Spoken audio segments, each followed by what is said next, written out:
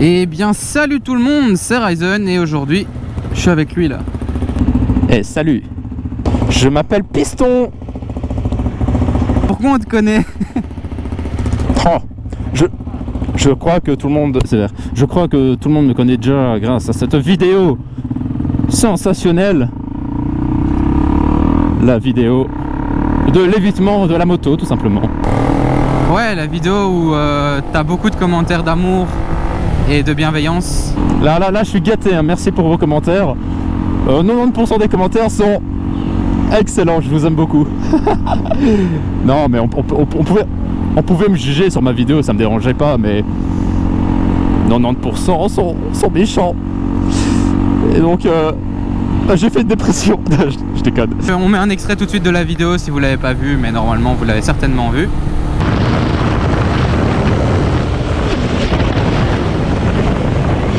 Comme vous l'avez vu, il y a deux motards qui arrivent très vite en face de lui et il les évite vraiment de justesse. Bon, il va vous expliquer mieux que moi, il l'a mieux vécu. Donc vas-y, explique-nous ton ressenti, enfin comment ça s'est passé en gros. Je vais vous expliquer un peu ce qui s'est passé en détail, vous expliquer un maximum de choses, parce que donc l'extrait que vous avez vu, voilà, comme je viens de le dire, c'est un extrait. C'est pas toute la vidéo, parce que j'ai filmé plus de 10 minutes. Donc il y a beaucoup de choses que vous n'avez pas vues. Et j'aimerais voilà, en parler, mettre les choses au clair, que ça soit clair pour tout le monde. On m'a demandé plusieurs fois de faire une vidéo explication, et elle va être faite. On va commencer par le début, c'est toujours plus facile de commencer par le début. Alors il faut savoir là, que je roulais avec un pote qui a aussi une KTM 390 Duke. Alors il y en a plein qui disent que c'est une 790. Non. C'est une 390 Duke de 2017. 2018 peut-être, je ne sais plus, bref.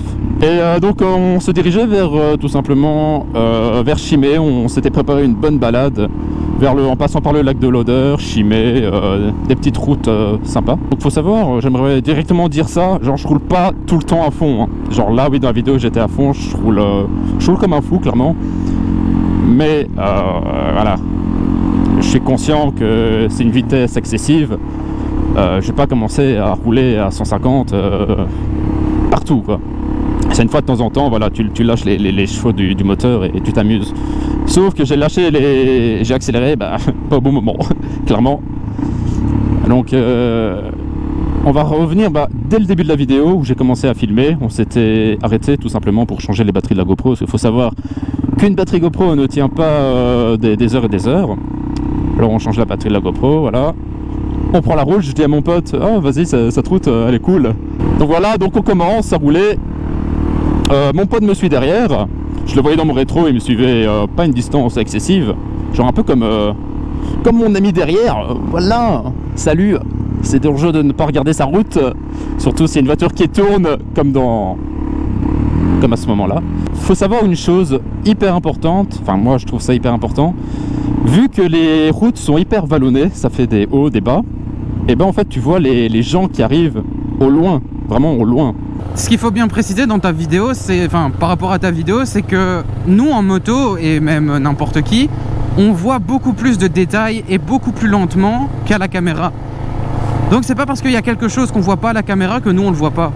Ouais, et aussi en moto je trouve qu'on voit beaucoup plus qu'en voiture, tu vois. Genre il y a des automobilistes qui sont venus me parler en me disant ouais comment t'as pas pu voir les choses arriver plus tôt, t'aurais pu anticiper, mais en voiture t'es caché par les arceaux, enfin j'ai appelé ça les arceaux, les côtés des pare-brises, tu vois super mal. En moto t'es libre du mouvement, tu vois beaucoup mieux, et là c'était le cas, genre je voyais vraiment au loin. Et donc, mais jamais je me suis dit voilà, je les vois au loin, mais ils vont venir face à moi. Donc je continue ma route quoi, je vais pas ralentir, freiner, me mettre en sécurité on va dire. Je rebondis là-dessus parce que moi sur ma vidéo du chaton par exemple, je prends l'exemple de cette vidéo là, il y en a beaucoup qui m'ont demandé comment j'avais fait pour voir le chaton à cette vitesse là. Il faut savoir qu'à la caméra entre chaque image seconde, elle rajoute du flou. C'est le flux optique qu'on appelle ça et du coup c'est pour que ça soit plus fluide. Mais en vrai nous on n'a pas ce flou, donc les images sont beaucoup plus nettes et on voit plus de détails tout simplement. Et j'aimerais aussi dire qu'à la GoPro, les distances sont rallongées mais beaucoup, genre là on a l'impression que je suis à 10 mètres de la voiture alors qu'en réalité il y a genre 3 mètres tu vois, et on n'a pas du tout la notion de la vitesse non plus à la caméra. Donc après que j'ai vu les motards au loin, je me suis pas dit voilà qu'ils vont venir face à moi, donc on continue notre route. Et en fait, il faut savoir aussi qu'on a l'intercom avec mon pote, donc on se parle. Il y en a beaucoup dans les commentaires qui ont dit que ouais, tout s'est passé en 2 secondes, j'ai rien vu venir. Mais ouais, certes, tout s'est passé en 2 secondes, mais j'ai bel et bien eu le temps de me rendre compte que 2 motards arrivaient face à moi. Merci l'ami. C'est pour ça que genre on me voit dans la vidéo genre couper les gaz, prendre le frein avant, et si vous mettez la vidéo au ralenti, je fais un petit guidonnage.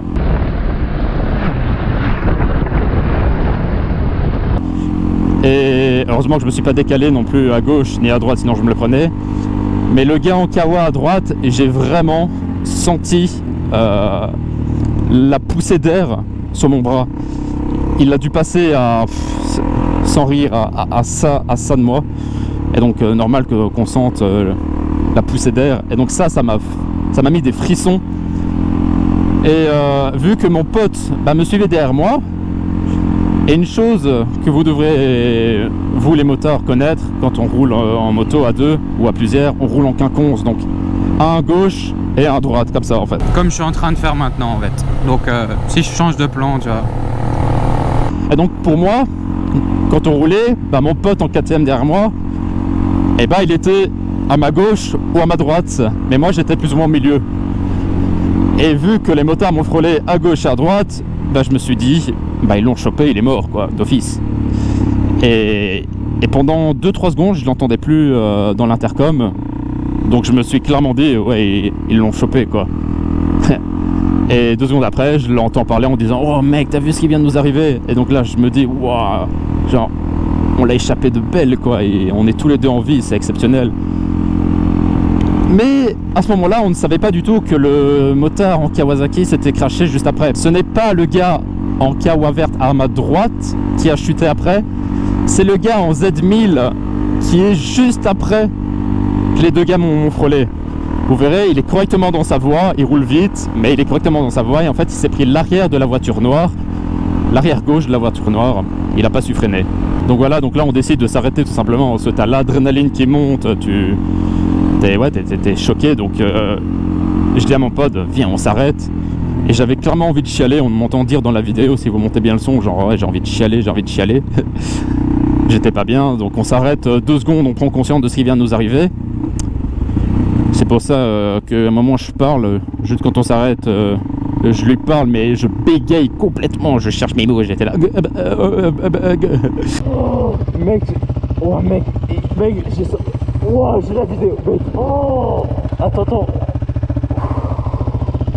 Oh, mec, je me prenais, j'étais mort. Et donc on prend conscience de ce qui vient de nous arriver, et là je dis à mon pote, ça va pas ce qui vient de nous arriver, on va les chercher, quoi. Et donc on fait demi-tour, et à ce moment-là, au loin, on voit à la caméra, on voit le motard faire demi-tour, venir nous chercher. Et donc moi je me suis dit, à l'aise, voilà, on va discuter tranquillement. J'étais pas énervé, il y en a plein qui disent, ouais, t'aurais dû le taper, je comprends pas comment t'as pu garder ton calme. J'étais assez calme, j'étais sous l'adrénaline, mais j'avais pas envie de frapper, je sais pas pourquoi, j'avais envie de brûler leur moto. Allez comprendre pourquoi. Et donc on le voit arriver au loin, on se dit cool, on va lui parler. On s'avance de lui, on se rapproche, et là, on le voit qui fait demi-tour.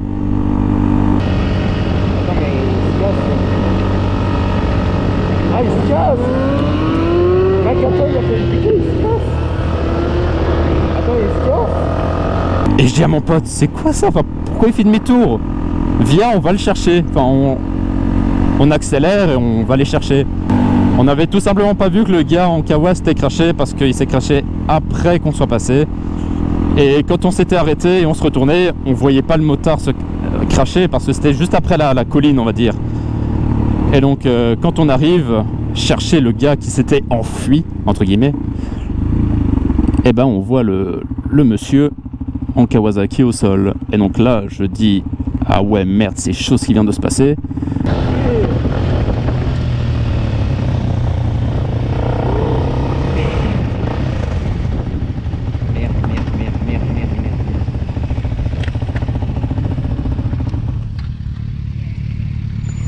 Et sous l'adrénaline, je dis de la merde et je croyais en fait qu'il s'était pris une voiture en face. Mais pas du tout, il n'y avait même pas de voiture en face. Il s'était tout simplement pris la voiture noire. On voit le moteur au sol. Je me dis merde. Mais je l'entends crier, donc je me dis à l'aise, il a envie, c'est vraiment, franchement c'est cool. Après ce qui vient de lui arriver. Et donc on s'arrête, mon pote et moi.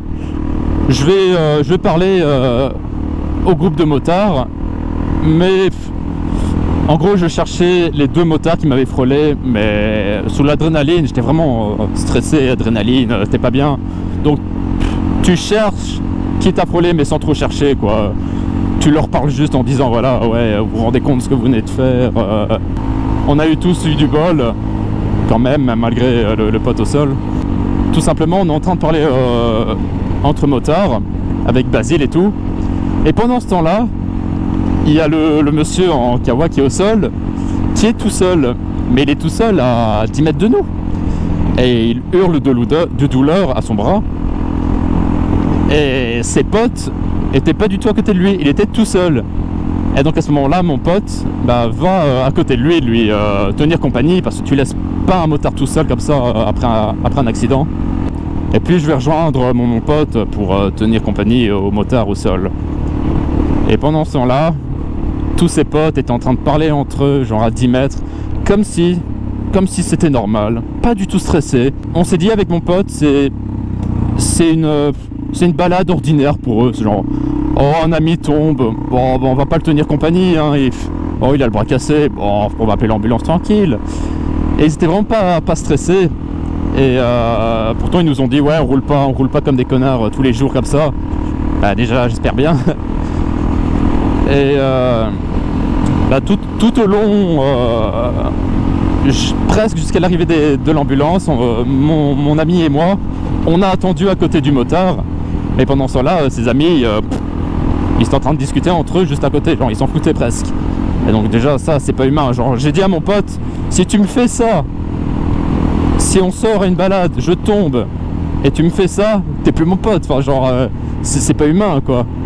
Tu portes secours quand même à ton ami quoi, ou même lui tenir compagnie. Genre c'est moi qui étais en train de dire au gars, genre relaxe-toi, respire, ça va, tout vient bien se passer, on a contacté les pompiers, enfin c'est pas moi de faire ça, je le connais ni Nadan ni Dave. Et ses potes ont failli me buter la vie et c'est moi qui est en train de secourir entre guillemets son pote quoi. Donc j'ai pas trouvé ça pas très cool. Voilà, en gros, avec les explications que vous avez eues, ouais, c'est vrai, tu roules un peu trop vite, mais lui, il l'assume totalement. Donc, tu le floutes pas le compteur, alors que tu aurais très bien pu le flouter. Et les gens n'auraient peut-être même pas réagi si tu l'avais flouté. Donc, lui, il assume complètement, on va dire, son erreur. Mais à part la vitesse, il a absolument rien à se reprocher. Alors que les 2 autres, déjà, sont complètement sur sa bande. Et de plus, c'est une ligne blanche continue. Ils ont absolument pas le droit de doubler à cet endroit-là. Et c'est ça qui est... Parce que tous les commentaires, enfin pas tous, mais une grosse partie des commentaires sont plus en train de te critiquer toi que le comportement des autres en fait. Vu que c'est moi qui ai publié la vidéo, bah, ils savent qu'en écrivant un commentaire, je vais lire leurs commentaires. Alors ils se déchaînent sur moi, ils se lâchent. Alors que, oui certes j'ai fait un excès de vitesse, mais j'ai simplement fait un excès de vitesse. J'ai pas comment... Jamais, mais au grand jamais, vous me verrez faire un dépassement à plus de 160. Parce que eux ils étaient à plus de 160. Hein. Mais... jamais voilà je ferai un dépassement aussi dangereux sans visibilité sur une ligne blanche continue à cette vitesse là, jamais, vraiment jamais. Et encore moins depuis que j'ai vécu ça, vous voyez, donc ça m'a fait prendre conscience beaucoup de choses. En fait il y en a beaucoup qui m'ont dit ouais j'espère que ça t'a fait prendre conscience de ta vitesse, de tes conneries. Ben, vous savez ce qui m'a fait comprendre, genre quand j'ai publié cette vidéo, ce qui m'a fait le plus comprendre c'est qu'il y a énormément de crétins sur c'est peut-être méchant ce que je dis, mais il y a énormément de... J'ai pas du tout calé. Quand on regarde en vidéo, c'est impressionnant. Mais le vivre en vrai, c'est... Bah, encore maintenant, j'ai quelques flashs des motards qui arrivent en face, parce que ouais, donc ils sont arrivés super vite. Mais j'ai eu le temps de réaliser tout ce qui s'est passé. Et me dire, ouais, ça va taper. Donc, à cette vitesse-là, si tu tapes, bah... soit t'es paraplégique toute ta vie, ou t'es déchiqueté en morceaux, ou soit t'es mort quoi, enfin t'es dans un sale état. Donc tout simplement dans les commentaires il y en a plein qui m'ont dit ouais tu roules à 150, t'as pas eu le temps de réagir. Et moi j'ai répondu que pour moi la vitesse dans ce cas-là m'a sauvé la vie. Et là je sais que vous serez plein à me dire ouais non c'est débile ton raisonnement. Ouais c'est vrai que c'est débile de dire ça, que la vitesse sauve des vies. Mais dans mon cas, je vais m'expliquer pourquoi. Parce que à 160, tes réflexes ils sont nuls. Genre là à 50, si je veux dévier, je dévie facilement. À 150 faire ça c'est pas possible. Donc en fait quand j'ai vu les motards arriver en face, et ben je me suis senti en danger. Et l'être humain quand il se sent en danger, ce qu'il veut faire tout simplement c'est fuir. Donc par exemple si je voulais fuir, j'aurais dévié de ma trajectoire à gauche ou à droite. Et ce qui aurait été catastrophique. Et vu que je roule à une vitesse excessive, j'ai pas eu le temps vraiment de dévier à gauche, à droite. Et donc je suis passé entre eux. Et donc pour moi, voilà, la vitesse m'a sauvé. Bon voilà, j'ai essayé de vous expliquer un maximum de choses, d'être le plus clair, mais écrivez-moi en commentaire tout simplement si vous avez d'autres questions, parce que j'ai peut-être pas parlé de tout. Vous avez peut-être vu d'autres choses dans la vidéo dont je n'ai pas parlé. Donc écrivez-moi en commentaire tout simplement. Donc vous avez la première partie où on explique vraiment sa vidéo sur sa chaîne, ou enfin il explique vraiment sa vidéo sur sa chaîne. Et ici normalement cette partie là sera sur nos deux chaînes. Donc il n'y aura pas de souci. Donc si vous avez des questions, n'hésitez pas à nous le dire, on se fera un plaisir d'y répondre. Et on espère que vous avez bien aimé cette vidéo. En tout cas, c'était un plaisir de pouvoir rerouler et pouvoir discuter avec vous. Donc en espérant que tout aille bien dans vos familles et que ce confinement va bientôt se terminer. Moi, je n'ai plus rien à vous dire, donc je vous dis à très bientôt, portez-vous bien et on se retrouve bientôt pour une nouvelle vidéo. Ciao!